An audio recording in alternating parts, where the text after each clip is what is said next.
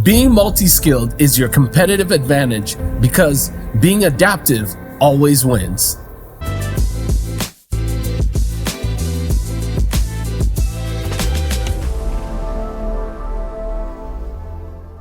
What's going on, beautiful people? Welcome to another episode of Beyond the Grind. BTG! Hey, if this is your first time tuning in, welcome. And please don't forget to hit the subscribe button so that you don't miss out on any of our future content. Our podcast is for those who want to go beyond the grind. My name is Kay. I'm Alan. And I'm Tosin. Now, today is a big moment for us. I'm sure y'all were like, oh, what's the big moment? Today, we have our very first special guest in the building. Come on. This guy embodies exactly what the topic is going to be about today, which is building skills that actually opens door. He's an award-winning social entrepreneur. He's a leader across business, faith, and culture. Someone who doesn't just talk about impact, but builds it. BTG family, help me welcome Mike Omoniyi. Let's go. Let's go. Very Let's kind. go. Very kind. I'm very millennial. We're clapping. Yeah. Sorry. Snap, snap, snap, snap. Yeah, you know. Right. How does it feel to be like the first guest, man? It's really good. I've watched you guys online before, so it's Love great it. to be here in person. I'm just excited to have a good conversation about all the stuff I care about. Yeah. So obviously, as I was saying earlier, we want to talk about the importance of how building skills can actually open doors, right? Obviously, we live in an era where being multi-skilled really matters, right? It's a difference between an open door or a closed door, right? So I want to ask you, Michael, the biggest thing for people is that a lot of people are still stuck, right? So the question I have for you is, what is the real issue? Why is it that people are still stuck? Is it because they don't have the right skill set, or is it because they're focusing on the wrong one? That's a good question. So you're asking essentially, why is it that people aren't embracing this whole multi-skill thing? Right. Yes. Because we can all agree being multi-skill set is definitely a necessity in the era. There's that we probably, are now. yeah, I got you. I think there's a misnomer, which is probably that maybe people think because of, there's a lie, if you like, that's been told that our market economy likes sort of specialists, and people believe then I need to pursue one channel, be a specialist. But if you ask me, actually, what I've been seeing is a resurgence in this idea of side hustles, trying to monetize different skills you have. And there's actually a lot of people who have been taking advantage of this. And I guess some people just need to join the train. This idea of being multi-skilled, whatever, is not a new thing. I mean, in the show notes or whatever, we spoke about this polymath term. It's a big word, so I know some people are like, what's that? But probably helpful to just explain that this ancient Greek word, poly means many, math means learning.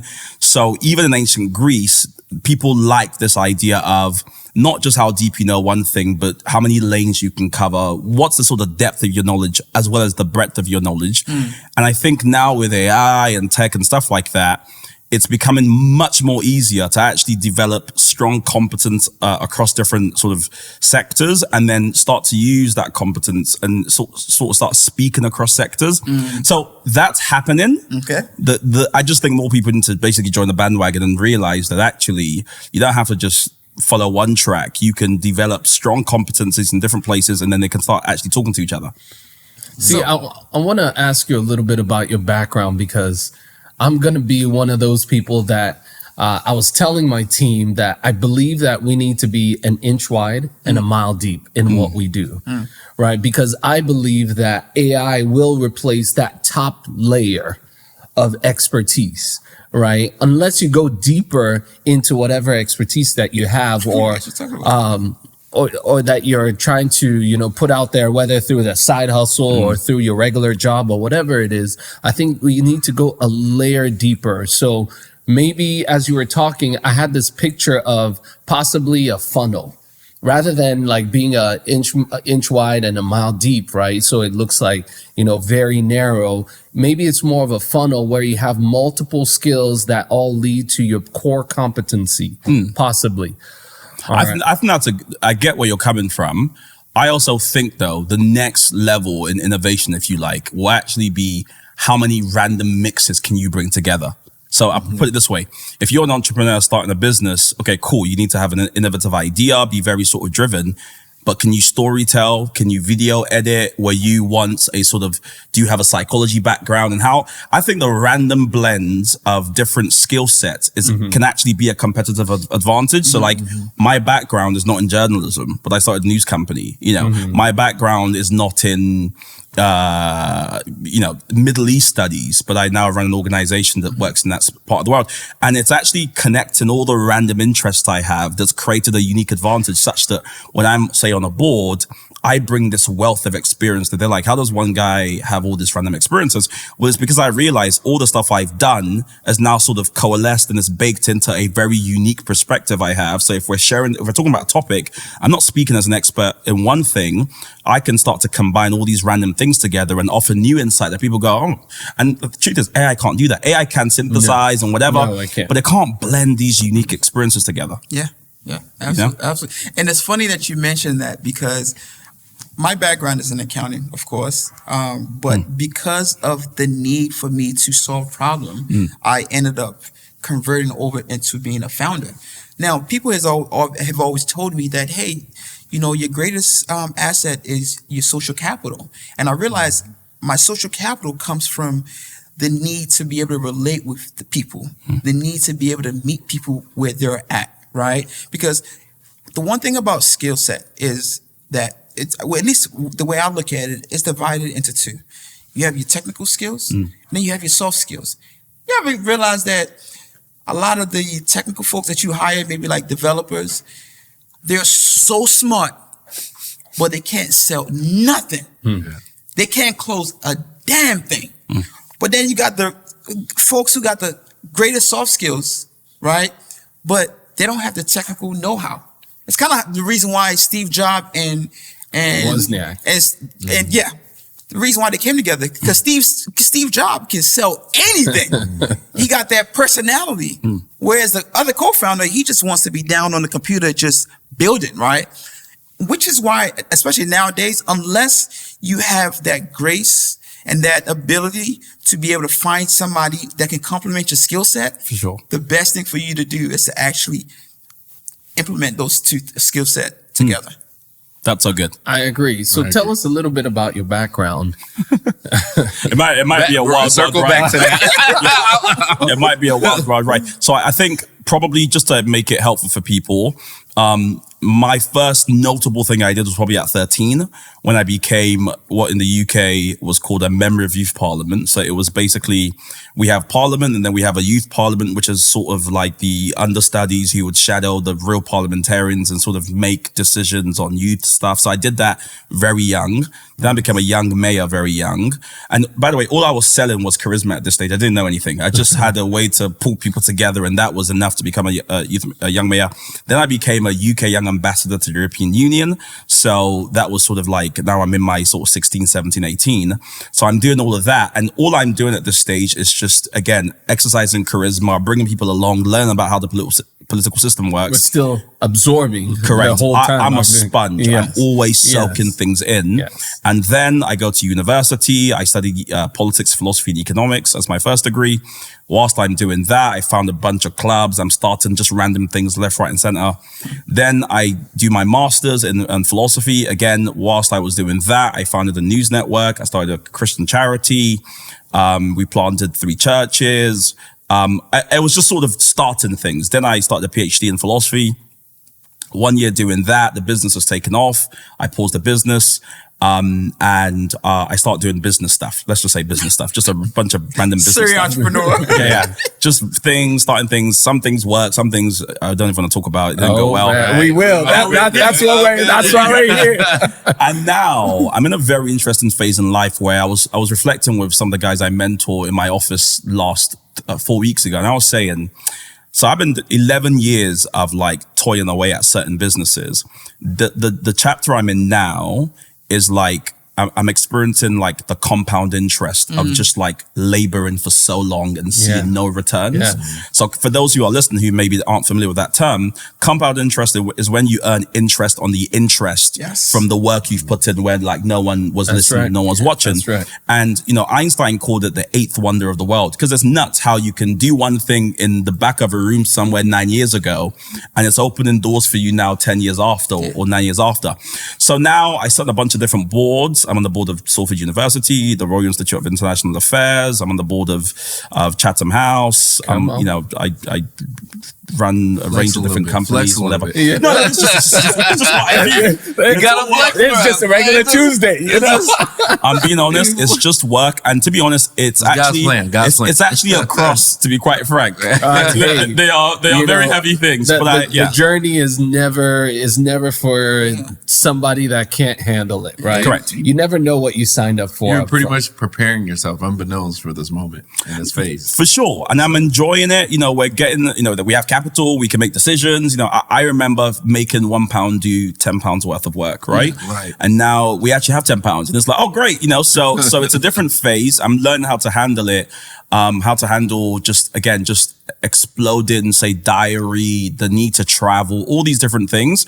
And again, fast forward 9 years ago, I did not in my wildest dream think learning how to edit on Final Cut Pro because I heard the price that the editor was going to charge. I got to get that skill. Listen, I'm Nigerian. When I ask people, can you build me a website? And they tell me the price, I'll be like, I'll do myself. No, you'll be like, I'll get back to you. I'll get back to you. YouTube, how to build a site. Literally. And by the way, I did that. And guess what? 4 years after, I was actually selling site building sort of services to small businesses. I was making 4K per site. Come on. And now I still don't know how to code. I just found a way to make it work. I learned all these kind of easy solutions. Yeah. So like, for me, I'm always learning. And at some stage, I have the mindset that I can monetize this learning at some stage. No, that's very interesting because we've got some people that want to go into businesses and they have all these different skills, but they don't know how to synthesize it. And I just like the fact that you reminded me of something I always say. Sometimes in business, you just got to survive. Correct. Yes. That's that compound interest effect. Like once you get over some kind of hump, like the history that you have, the relationship that you've built will just help. I mean, it was kind of interesting when I started my CPA firm. I started it pretty much, got my first client. Actually, my wife got me my first client way back when we were dating. Give her flowers. You know, I got to give her every time I tell the story. Every time. I love it. Give it, you know, and built it to a point where I was like, you know what, this side hustle is now worth it for me to actually jump out and make it my main business. So when I jumped out, I bought a business, I bought another CPA firm and started it. Well, today, the little business that I had is actually the biggest piece of the business that we have right now. The relationships I've built, the network and so on is bigger than any other CPA firm that I've bought. So it is just all about just staying consistent. A mentor told me the first rule of business is stay in the game. Yes. For as long as possible. Literally, I think he said by all means necessary. Just stay in the game. Can you give us a few examples of those days?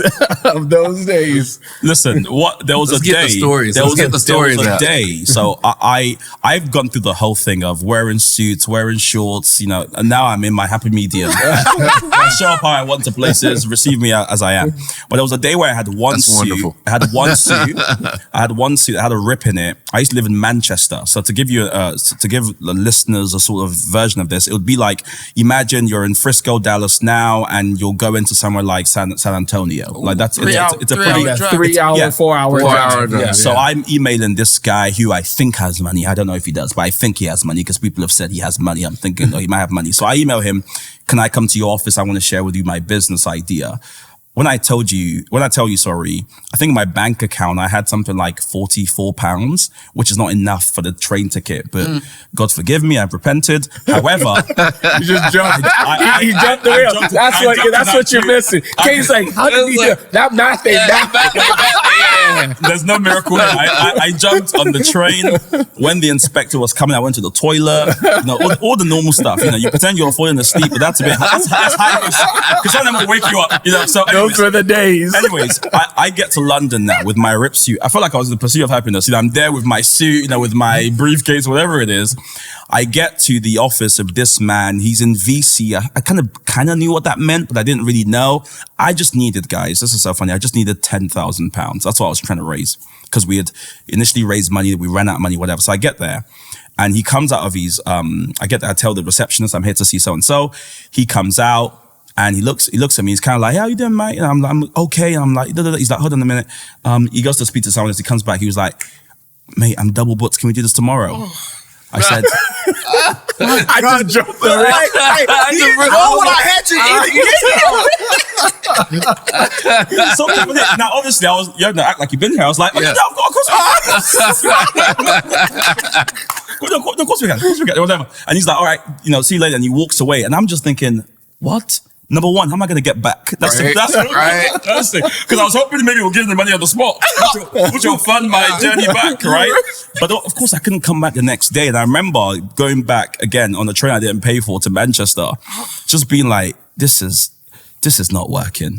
Now, my mum, like, God rest her soul, I remember talking to her about this and she was just like, Mike, you just have to keep going. You never know. Something will come around the corner. Like, God bless good mothers who see the dreams of their kids and invest in it. But like, that was probably one of my lowest moments where I'm just like, there's nothing happening. This is not working.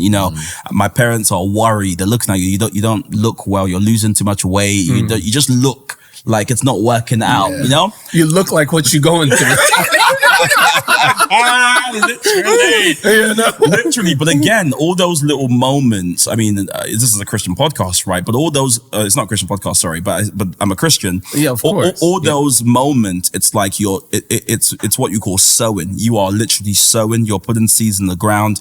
Nothing comes out immediately. It would be wild for you to put a seed in the ground and expect something to grow. It takes time. Right. And so I just saw that Sowing moment roots. The as roots. this is just I'm growing deep. Yeah, you're at growing some deep. stage. You'll The eventually thing will come sprout. out. Yeah. But that was a low moment because I went back home not to a meal. It was to Indomie. Wow. And He's talking instant noodles for those that don't know. Wow. Instant noodles. Yeah, Mike, would you say that, International ramen. because obviously most people experiencing what you've experienced would have probably said, you know what, I'm done with it, right? Would you say determination is also a skill? Oh, that's a really good question. Is determination. And the reason why, let me give you some context. The reason why I'm asking that is because on this podcast, we've talked about when to know when to shut down, when to know like, hey, it's just not working. time to close shop. You need to close shop and you need to pivot, right? But then you have other, perspective where it's like, you know what? If you can keep going, keep going. So do you think determination is a skill set? And if you do consider that a skill set, how do should you build it? Yeah. How do you? Listen, that's a great question. I think it's worth exploring. I don't know. So my background, I grew up playing a lot of sport when I was just younger. about to say sports. So You know how I feel about this. so like I feel like that probably gave me Sorry to just you. that. I think it's you don't even know how to quit. extreme. That's what it is. I know Competition. I'll take a beating. I know. And come back and practice the This next is day. it. You're like, it is what it is, So probably that was there, but I love the question because it's making me think about the fact that I think if I'm honest, this might come off a certain way, but I kind of knew that it will be okay. Yeah. Like I kind of, I don't want to say it was a strong knowing, Right. but I think deep in me somewhere, there was a sense that I'll be fine. If you kept, So the if you human kept side that- in you was sad, but that competitive spirit in Would you. you say would you say it was more that like you knew the road was hard, and if you kept at it, it'll eventually compound? I don't even know if I knew all of that. I'll be so honest. Like I know that now. Like to get out of it, not saying to be. I think I just thought to myself, I don't know. So I obviously I'm hindsight, quite yeah. simple in my thinking. Thinking, So yeah. in that moment, I think I just thought to myself, we'll probably be fine later. Because I was like, so, No, don't worry. I completely get it. you know 'cause- what I mean? Like, I know what you I don't mean. think I psychoanalyze like this. I just thought, okay. Make it another day. I was talking. Somebody was asking me how do I feel? How do I have this positive attitude after so many failed investments, and even going through some struggle investments currently? And what you just said right there, don't worry, I got you. Yeah. Yeah. I understood. We all completely know. because We all know. You can't explain it, but you just know you're gonna be all right. It's kind of like I never took failure personally, Yeah. but I took it seriously. So and I think it's a very sort of subtle thing of, so I would be like, okay, cool. Why didn't he want to see me that day? Okay, he obviously doesn't respect me. There's something about my presentation that didn't make him think I'm going to cancel that meeting to be here. So I psychoanalyzed that bit, but I didn't take it as like a rejection of who I am, like I'm worthless and whatever. So I think there's something about gamifying the process a bit to just being like, okay, let's figure this out. And I kind of have that approach about most things. I think it's why actually I thrive under pressure. I love pressure. If I'm playing basketball with friends, I want to take the last shot. I like pressure because I don't take it seriously.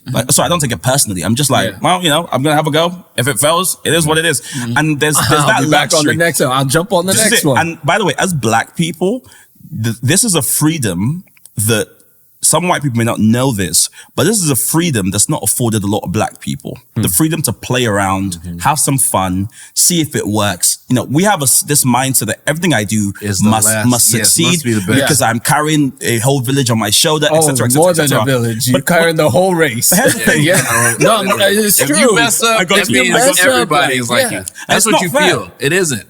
But you do feel like if I mess up, they're going to look at the next Black dude behind me and he's not going to get this opportunity. So I have to do the best possible. I have to be the best of the best. So I feel And I have white friends on their 6th failed business and they're just having the time of their life. Let me try another one. No, it's okay. I feel like some white people have this privilege that we're not a lot of us aren't afforded the privilege to be able to feel that way. It doesn't mean that we don't have that privilege. It's just we don't feel that way. And so it is a superpower when you feel like if it fails, I'm going to be okay. I'm going to come tomorrow and keep on keeping on, you know? Yeah. So when you get to that, it kind of takes some of that weight and pressure off you. And that's, in my opinion, why you're able to thrive under pressure. Because you're like, there's tomorrow. No, for sure. And if you look at people's stories, so I started studying some like famous entrepreneurs, whatever, and I'm reading their stories and I'm seeing 4 bankruptcies, 3 bankruptcies. He was bankrupt 4 times. I'm thinking, if they don't care, why should I? Wasted opportunity, investor money. Literally, Simon Cowell was like, I was bankrupt 4 times, and I'm like. I'll be in 5K debt for like 4 months now. I'm like, it's the end of the world. It's all over. Like till today, for all my businesses, we've never taken investment. Wow. People are like, what? Why wouldn't you? Because in my mind, it's a bad financial practice, but I'm like, you can only spend what you have, which means we've had to grind for every penny versus being like, hey, give me 100K, which I have friends who've got 100K. We can raise that, whatever. So even that idea of just like taking on some risk and just like having the freedom to just try something out. And if it fails, it's limited liability company. I feel different about that. Oh, go on. Give me the other. Because I'm a firm believer that, either go big or go home, right? So you're coming in from a bootstrapping perspective, which is definitely important when you're starting off. But I do believe that when you get to a stage where it's rinse and repeat, where now you know that if I put $5 in here, this is what I'm going to get, and you've been able to have a proven model consistently, then it's all about just pushing the money in it, and then capital. Yeah. So would you take on the risk then? Is what you're saying? I mean, I did it before, because the number one thing about investment, is that it's not your money. It's not my money. It's investors' money, and investors know that there's a risk to every investment. Does that make sense? Sometimes you win, sometimes you lose. Yeah, but you have to clearly articulate those Of course, every investor knows that, right? Yeah. But my thing is, I feel like, and obviously different people will have different ways of doing things, but I'm a firm believer that you're shortchanging yourself if you have a process that works, and at the next level is that, okay, now it's time to take that next leap, you know, for whatever that is. Maybe you got something going on in Dallas and everything works. And then you're looking at a new market and you realize that that same market is a replica of what's going on in Dallas.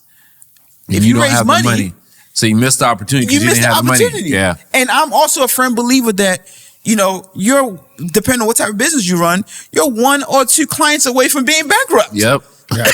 I actually agree with you. Instead of you're not growing, you're heading towards bankruptcy. Yes. So, you know, that's how I look at it. But I also understand, you know, your perspective. But what I'm actually saying is I'm actually agreeing with you. I'm saying that the reason why a lot of us don't take on investment is because of that scarcity mindset of like, I can't afford to fail. Right. So we're like, you know, again, I don't want to make it totally racial because I know it's not always like that, but I'm just thinking about my experiences. I have friends who, when I talk about a new venture, they're like, so how much are you going to raise? And I'm thinking, oh no, I can't raise. Like I got to use the money I have. And I'm saying at the stage we're in now, I've realized, and I'm realizing that actually I need to take advantage of some of the freedoms I actually have. Yes. Being one in the UK, 2, like having access to cheap capital. Yeah, the social network that you have. And just use it and not be so sort of scared and have that poverty mindset of like, you know, as a black man, I can't take on cash. Sorry, I can't take on risk and stuff like that. I don't think it's a poverty mindset. I would say it's rather cautious. You don't want to disappoint the people that you got the money from, right? There's some kind of, you know, responsibility that you're putting, that's an extra layer that you're putting on top of receiving that money that, like Kay said, most investors, they know the risk that they're taking. They're not saying that, hey, if I give you this, you need to double it, you need to triple it. At least that's not the type of investor you should be taking money from, right? You need to know these investors that you're taking money from need to understand the vision. They need to be able to understand the risk. And then, hey, you know what? We're going to support you with whatever we've got, plus our cash. And then let's see if we can get it done. Yeah. I got a question for you because I've been thinking, right? You talked about, obviously, in the lane of being multi-skilled here, you talked about being a sponge, right? And how being a sponge has led to, I guess, in your words, compound interest. You know, I call it reaping the fruits of your labor, right? However you want to describe it. In that process of, you know, soaking up so much knowledge, you're gaining all these different skills. Did you ever had a point in time where, was it a book or was it somebody that you listened to, or was it something that just kind of clicked that just motivated you to keep adding on to your skill set? Because obviously it opens up a lot of doors for you, right? But because I tend to find out that a lot of times, you know, we have that one book or that one person that inspired us to want to keep going. Like, did you ever have that? That's a good question. Again, I think 2018 comes to mind. So 2018, I had a mentor who basically sponsored me to go to a conference in The Hague called One Young World. And it's the largest gathering of the young leaders in the world. Basically, all these corporate companies will find their best young talent. Young means... Really quickly, why did he sponsor you? Oh, because I tried to raise some money for a venture, and he couldn't give money, but he was like, I love what you're doing. I'm going to sponsor you to go to thingy. Cool. So he sponsored me to go to One Young World in The Hague. And I'm just thinking, I'm just a guy with like some small businesses here, but whatever. I go there and you have something like maybe like 3,000 young people from around the world, Colombia, Africa, whatever it is. And they're all there because they've got fast growing enterprises or things that they've built that's amazing. And I'm sat in the audience, obviously with imposter syndrome. Why am I here? I have done nothing with my life, whatever, all the stuff that, you know, you start thinking. And I'm looking at all these people coming on the stage and they're like, you know, we took plastic bottles from our village and we added it to this and we did that. And I'm just looking at them thinking, I have so much more than these guys. As in, I have access to so much more than these guys. These guys are talking about collecting plastic bottles in the river and then somehow taking it to somewhere and then turning it into this. And that made me think, there are actually no rules. Like, I don't believe in rules. Like, everything's created. Everything we're sort of looking at right now came from someone's brain and then was made. And as I was watching them, I just thought to myself, I can do it. I can actually do anything I want. Yeah. And it was such a sort of random moment that sparked this. But I just remember watching some kid talking and thinking to myself, I'm going to go back to London and I'm just going to start making things. Like, I don't care how it's perceived, whether people think it's good or whether I'm just going to do stuff. Just do it. And that really just opened up my mind to believe that, these people who don't have as much as I have access to what I have, some of them have no degree, no education, just literally just making stuff happen. I've sat in 1 million classes. I've watched 100 videos. And I started thinking, maybe I'm actually cursed with all the stuff I know because I no longer have the naivety of just playing around. I'm there. Everything has to make sense of business planning. I used to write 20-page business plans and all this stuff. And it's like, just get to work. Like, just start. In the car, me and you were talking and I'm like, I'm a big believer now. Like when kids are sitting down and learning, sometimes I want to just be like, let's just stop. Go do it. Here's £500 each. Go out, come back fail. Legit, come back in 6 months and let's see what you got. Candy.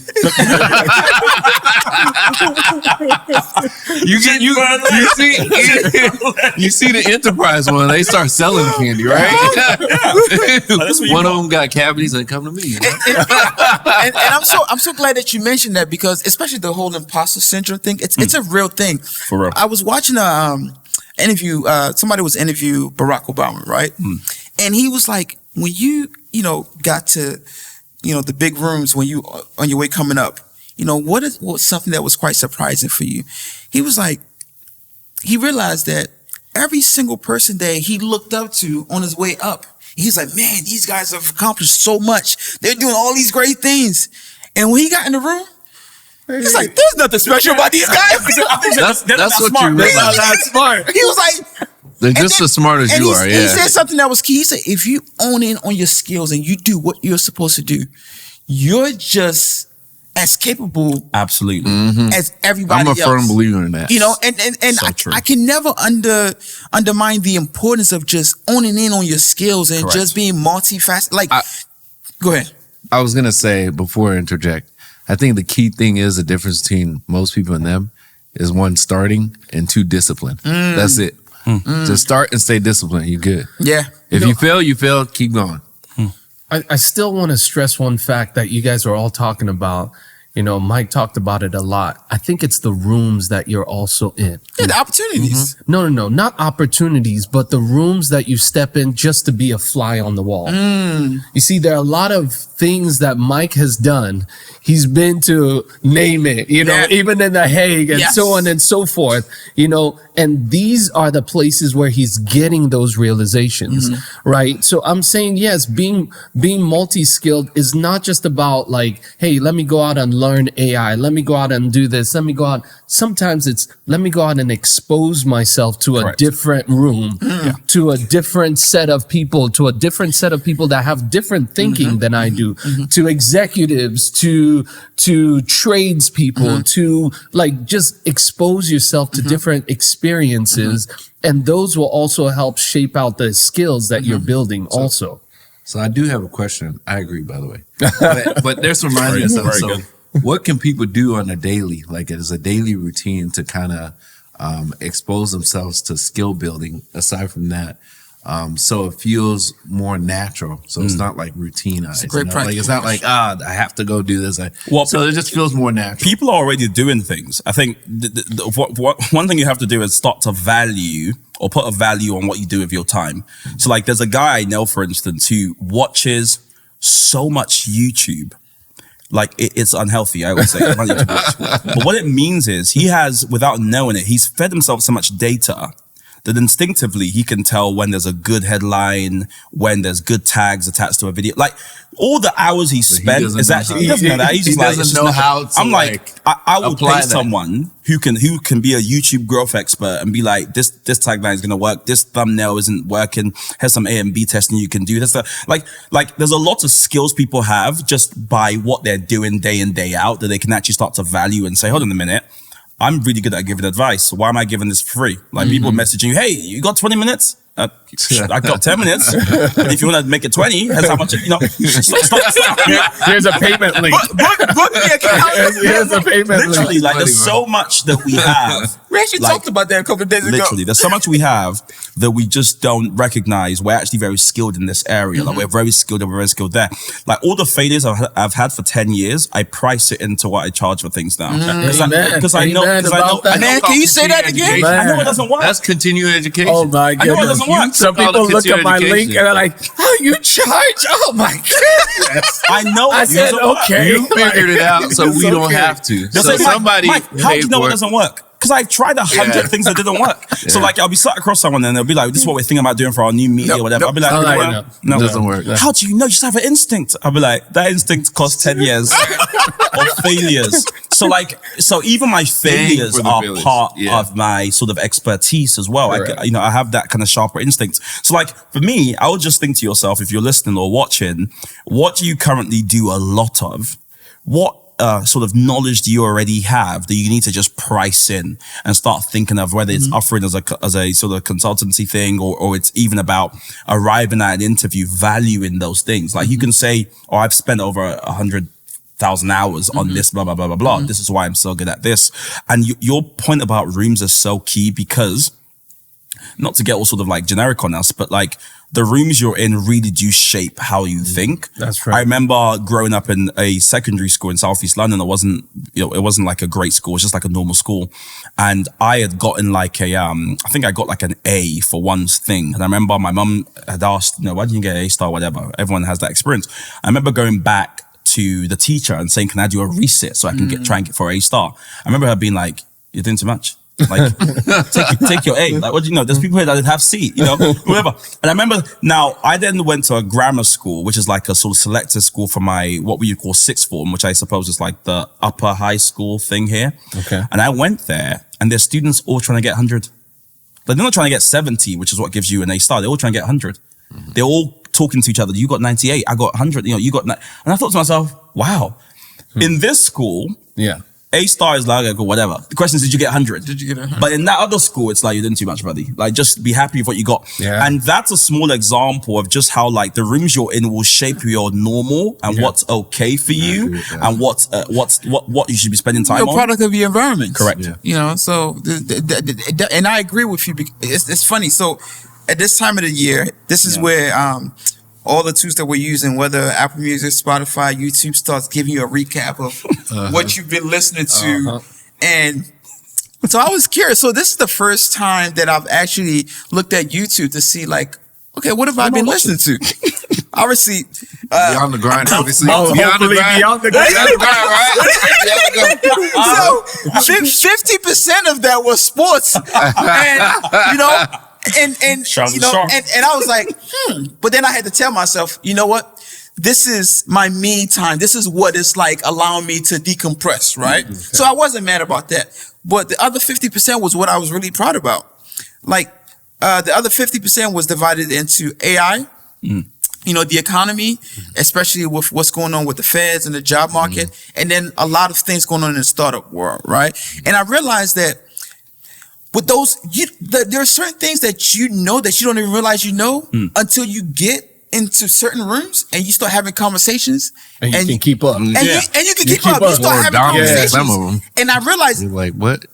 People tell me like, Kay, like, your social capital is really up there. Like, you should really do a workshop on how to create social capital. And I'm like, I don't have any structure on how to create social capital. You just have to be really interested in diverse topics, and then you have to have that soft skill to be able to relate with people in a way that is not so formal, and I learned some of it from you, because when Tosin relates with people, "What's up, man?" Like, for example, we was coming up here, Mike said he doesn't really like accountants because he's had bad experiences with accounting, right? And I was like, "Well, you haven't spoken to Tosin yet." Tosin be like, "What's up, man? How you doing, man? Hey, everything, man, you looking good today, man." By the time you like, "Hey, yeah," you feeling good about yourself. You have to watch out for these accountants. They're sneaky. They're sneaky. They're slick with it. But I didn't mean Sneaky to digress. become your friends, right? The point is, if you really, really want to have different doors opening for you, you need to be able to master, Correct, like how to not only have a conversation when you are in these rooms, but how to keep the conversation going when when you're not in that room anymore. Because at the end of the day, it's all about relationship. That's right. So with that being said, for people who feel currently stuck, what advice do you have for them to unstick themselves? If that makes sense. it's gonna sound so. I have feel like they're pigeonholed into something, and they don't. I don't like my life. This is what I imagined. Kind of like where you said that moment where you were like, this can't go on like this. What's going on? So I think about this all the time. And so I've got one at the top of my head, and I talk about this all the time. The word's curiosity. You got to just stir up your curiosity again. It's the one thing that makes kids kids. Is they just be running around doing things. You're like, what are they doing? They're just like playing around. And I think there's something that happens as we get older. Maybe it's stress, maybe it's bills, whatever it is, where some people, it's a scam. It's a scam. Yeah, we're not going to get into that. They lose their curiosity. And I'm not saying you have to monetize everything, but just what are you curious about enough to just go explore that thing? Now, to your point, it might start with just watching videos about it. It might start with Googling local events in my area. Just like explore your curiosity. Get out there and just follow that thing that's randomly pulling you. Like for me, my background education-wise, it's all philosophy and politics and all that sort of stuff. But I remember sitting in a classroom once and someone mentioned that and this is the case, 84% of news production in the UK is controlled by 3 men. And I thought to myself, that's crazy. Like, I was like, that must be a mistake. I remember Googling it and seeing the numbers. I was thinking, And I thought, So then I enrolled for like an elective, like a free course, whatever, in the media, just to kind of understand more. And then they're repeating the same statistics. I'm like, Then I have I'm having lunch with a friend one time. And, I'm talking about this media. Like, did you know that? And he's like, what? And we had lunch again. I'm mentioning it. And then he was like, Mike, you keep talking about this media thing. Like, do something about it. And I was like, yeah. I remember just thinking, this is like 4 weeks after that. I thought, I'm going to start a media company. So I started researching media companies. How much would it take to start? And I looked online. It was like 50, like it mentioned how much some cameras would cost. And I put it all together and I came up with £50,000. You know about this story. And I'm like, okay, I need to raise £50,000. Now, I didn't have an uncle that can just give me 50K. So I was like, I'm going to do I'm going to do a I couldn't give him 50. Yeah, I asked him. He did. He didn't have it for, maybe he had it, but he didn't want to give it to me.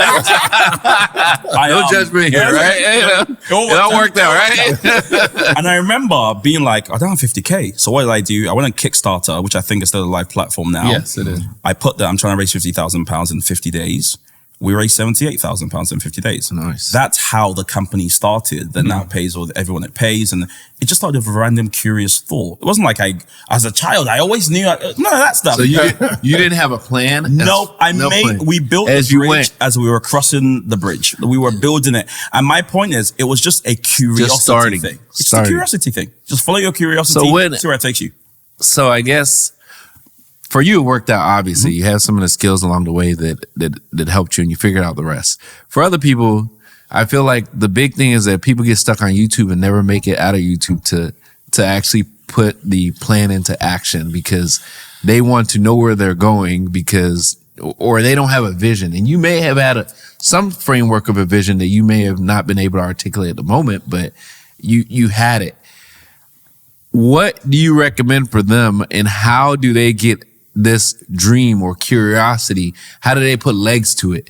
Like what made you, I know your friend told you just do it and you just did it, but some people aren't quick starts. Well, they'll overanalyze it to death and then give up. It sounds like, again, Kay knows this about me based on the conversation we had in the car.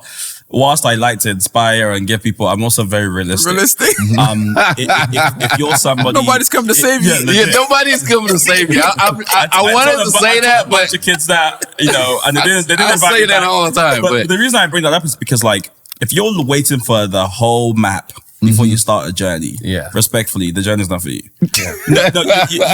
That's true. You can't want. you can't want guaranteed success. I like the respectfully though. And he's British. He's British, all right.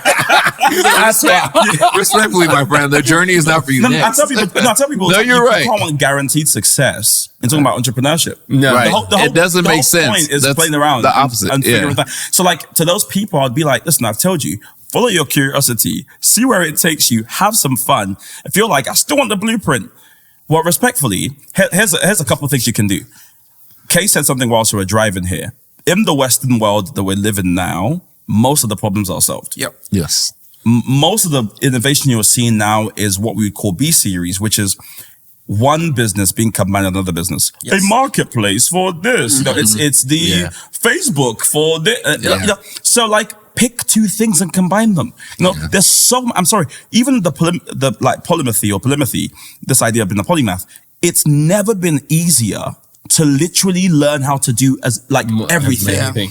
Like back in the days, folks would actually have to like go to school, study something. And then like, so when you talk about Da Vinci and you think about the Renaissance folk, and you think about Batista in the 18th, whatever, all these guys actually did like a whole PhD in maths and then a PhD in science, physics, and a PhD everything. in music. Actually took them like decades, like some 20 years. That were like, oh yeah, he painted this. No, they probably took him like a decade. And now to you're telling me, painting. even with AI, you still want what's the blueprint? Put that in Gemini version 3.5. 4 seconds. I heard 3.0 was nice. Now, I play with it. Mike, I'm a firm believer that most people they fail because most people don't fail because of potential. They fail because they lack the skills to unlock their potential, right? So the question I have for you is, how do you identify the skills that you need to be able to unlock your potential? In any place? Just general. So just to give you some context here, majority of our audience are, business owners or ambitious employees who want to go beyond the grind, So for the audience out there who, understands like, hey, I'm watching this podcast and I realize that, I need the skills to be able to unlock my potential. How do I unlock the skills that I need to unlock my potential? Very good. Probably a good thing to clarify. So this Beyond the Grind. Obviously, I know it's the name of your podcast. I love it. It's great. The branding's wonderful. Hey, y'all heard that, right? I recommend this. I approve this message. Away from that, though, just some realism. There is no Beyond the Grind. What I mean, you're always grinding. No. Please explain. Let him land first. What I mean by whoa, time out. There is a Beyond the Grind. What I mean by that is, I remember one time someone, I was speaking to some panel thing, and they were like, I want to escape the 9 to 5 because I don't want to work for anybody. I was gonna come back. And I said, well, if you don't work for your boss, you just work for your shareholders, or you'll work for the market. You work for somebody. You will be like this idea that I can escape the matrix. Yes, it's so unhealthy because it's so unreal to paint to people that entrepreneurship is some sort of easy, but it's harder. I was coming it's back. Way harder. You have so many bosses. I tell people, you work for the bank, you work for your employees, you work for name it. Like customers, you work for a whole lot of the customers. Right. You have so many people yelling at you, yanking at you. When you were doing 9 to 5, you just had one manager you couldn't stand. And that's the thing. You can end it. You can end it at 5. I've never finished work. Ever. Come on. So what lies beyond the grind is grinding. It's more grinding, right? so people just need to be aware of that, right? But I still believe in, sort of to your point, to the ambitious maybe people who currently work in a job who want something else. To answer your question more directly, I'm going to come back to curiosity. I think you've got to stir that up. And then I would just identify, because you don't need every single skill needed for your business. Right. Yeah. You just need to identify what's needed to make this thing work. What can I learn quickly? But also, who can I find? A company means a group of people. Like that's, if you go to the sort of etymology and you go deep down, it's about people coming together. So at some stage, you have to ask yourself, okay, what skills do I not possess, and how do I find people I can learn it from, or they can join me, and we can start to sort of rub shoulders together. And it doesn't mean they have to have shares, and even just like I just need to rub shoulders with somebody. So how are you? So in your experience, have you been referred to people, or have you sought out most of the people that you've incorporated in your environment, your business, your mentors? Do you agree? I would kind of guess that the mentors you've had have really had an impact, Massive right? impact. Right. So would you say it is very imperative for them to seek out, based on a curiosity, a mentor to help guide them and shape them and mold them so they can have some kind of framework at least to work off of? Big time. And then how do you get that mentorship? Yeah. You just email random people? No, is that what you did? You get started. You build something, so build some sort of motion, some sort of momentum. Then go to people you admire. I wouldn't aim too high because they probably won't have time for you. Find someone who's a few steps above or beyond you, and just offer to watch and learn. Say, can I watch and learn from you? Right? And that's pretty much it. Because what you're doing with mentorship. So Google. No, you look around. You look around. Events and stuff. No, it's good. Events. No, I'm just asking. You ask friends. Because people want to know. Yeah. It's very good. You ask friends. You ask family. You get you do some market research, right? I remember one time I was considering investing in someone's business, and I asked them. It wasn't even a trick question. I was just like, what other sort of businesses are in the market? They were like, we're the only one. And I thought to myself, so that means there's no market. Because in 2020, I think it was, if you're telling me there's no competitors, you're the only one, respectfully, there's no business. How can you be the only market? You can't even tell me some businesses are kind of close. We're the only one. Like, that's meant to be impressive. I said, sorry, there's no market. Because if you knew the competitors, then you can start looking, you invested into them. And that's how you start finding mentors, like people who are in the in the space you're in. Maybe they've invested somewhere else. Maybe they're well known. Like, do some market research. I remember some guy told me he went to start a fashion business. And I was like, and he said, it's going to be like polka dots or something like that. So I mentioned someone from like the Renaissance era who pioneered that. I was like, is it going to be like that? He was like, who's that? I said, it's your business. I should not know more about your business than you know about your business. So essentially, you need to do some research, find out people in that space, and start reaching out to them. But here's the key thing. You can't reach out to people and just expect them to give you their time. Oh my God. No one's going to come save you, right? No, my God. So that's what I'm saying. Start something. Do something impressive. Start doing something. And then say, hey, I've watched you from afar. I think you're amazing. Here's what I'm doing. I think you can help me super turbocharge this. Some people bring 0 to somebody. Yeah. You're asking for multiplication. 20 times 0 will always be 0. So you've got to be able to do something first to just show them that, you know what, I've actually got something here.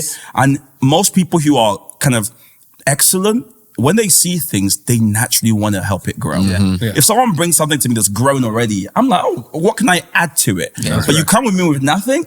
Can I have 30 minutes of your time? No, then you see work. I already got a job. It's interesting that you mentioned that because a lot of my advisors today and mentors, they started off as me pitching a business to them because I wanted to get money. But they saw how passionate I was that they ended up turning into an advisor. So like if I'm looking into a business, I just send it to them like, hey, I'm thinking about this. What do you think? Is it something that you would invest in? Not because I'm necessarily looking for money from you, but because I want to see if it's something that you will put money in, it will give me at least some sort of confidence. And if it's something that you will put money in, give me some advice in terms of what are the things I need to be looking at to make sure that, I'm on the right path. So that's so good. To answer your question, I think those rooms will be like the events, like the network marketing, not network marketing. That's the starting point. The networking events that you will go to. Just meet people. You got to meet people. You got to be willing to. Even if you're not asking anything from them, just make those connections. I got one question for you before we round up. Really quickly. Obviously, I know that at the stage you are right now, everything that you have experienced made you who you are today, right? So most people will probably say that, I wouldn't trade any of my failures because they made me who I am. But if you had to go back to your 13-year-old self and to advise him,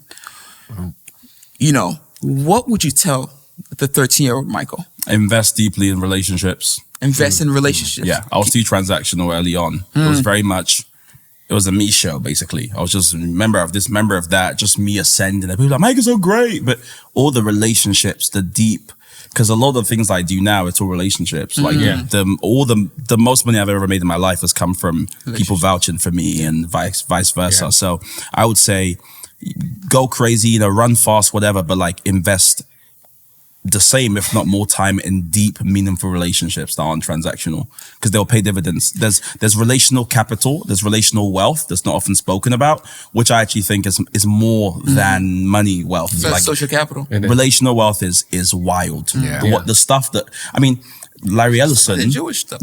bought all these different companies and just picked one upstart woman to be like, you can run CBS. Yeah. And she, respectfully, no one in the journalism industry thinks she deserves that job. But they have a relationship and she's running it and that's it. And who's going to say, no, that's not allowed? It's like relationship just changes everything. I mean, look at Donald Trump. And I know we had a big debate about him at the start. Like he just, if there's one thing he's going to do is keep it in the family. It sounds like what I'm hearing is that while we both agree that you need both the technical and the soft skills, but those soft skills are very important because those are the ones that build. Actually, I can tell you from experience that every single deal that I've gotten, it's been because of relationship. Yeah. You know? I can definitely agree. Yeah. Right. Because relationship is everything. Yeah. I tell people business is all about people. Yes, you know, you want to make income, you want to, you know, pay your employees and all that stuff. But people got to pay you. It's people. It's people. Right. Every single business is people. There's no business that is not any people. Even farmers are dealing with people. Right. You know? Yeah. So it is very, very important to have that relationship capital. It did remind me of like one thing that I would tell myself is like, even in college, some of those professors, you know, build some deep relationships because professors are probably really well connected. Yes, you know, they've already been there, done that. Usually. Plus, do you know how many different students doing this and doing that, and now there's something, you know, they can connect you. Yeah, connect you. But I don't know about the been there, done that, because I feel like some professors have not experienced what they're teaching. No, but they also have relationship capital. That's what I'll say this. I'll say this. Yes and no. Some have experienced it and failed it, and they're back to education. Some have experienced it. Wait. And they're you said what? Failure? I want to know. Tell me what. Right. So they're exactly. So and then some have experienced it and been wildly successful. Now they want to get back. They want to get back and retire and relax. So you get both aspects. Yeah.